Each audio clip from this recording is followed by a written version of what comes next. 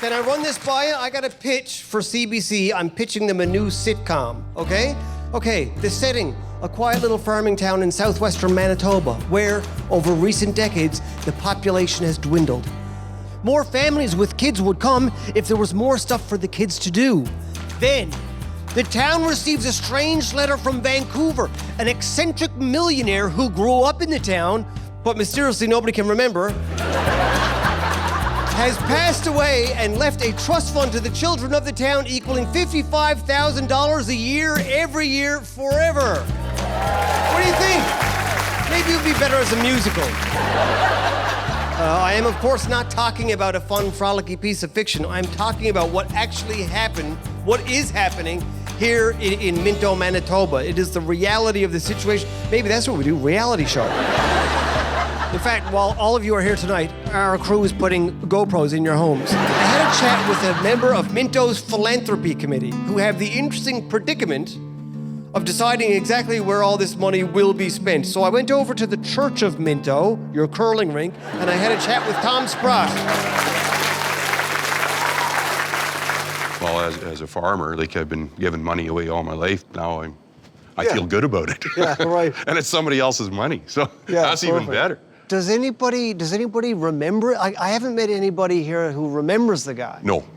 I was looking in the history book, and was it 1941? But there's a picture of the hockey team, and there's Lloyd Campbell. Is that and so right? that was a few years before he left. Nobody seems to know him, which is funny because usually you're dealing with an inheritance of this size. People come out of the woodwork. People show up, oh, I'm the second cousin twice removed.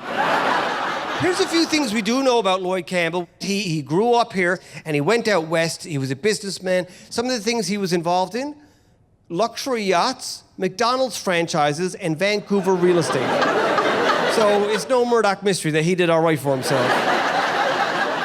Local guy does well, and then here's some money. Yeah, it's I don't know, it's just a very unique thing, and it's hard for everybody to kind of wrap their heads around. They're trying to figure out where the money should go, what's best for the kids, what's best for the community, what the intention of Lloyd Campbell originally was, how to spend this money. Well, it's like specified in his will, like for the youth of Minto. And that's where we're just trying to follow his wishes. In the will, it talks about sports and teams equipment, but it also has the word recreational. Like, it's not just sport, it's anything that the kids want to do. And there are guidelines, and so you kind of have to follow them. You got to prove that it's recreational, which is interesting because I found what I have that's recreational, I tried to prove is medicinal.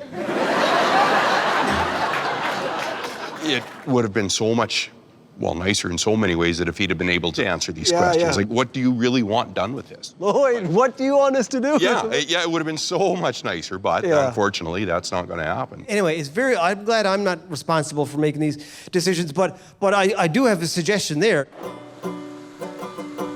Nothing against your Zamboni,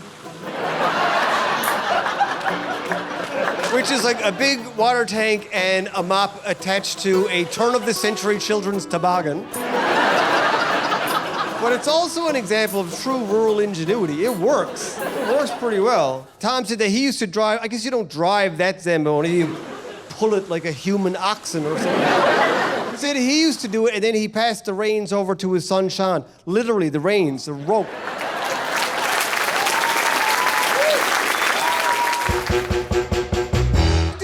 Called short by a horse jockey? I just have better poop.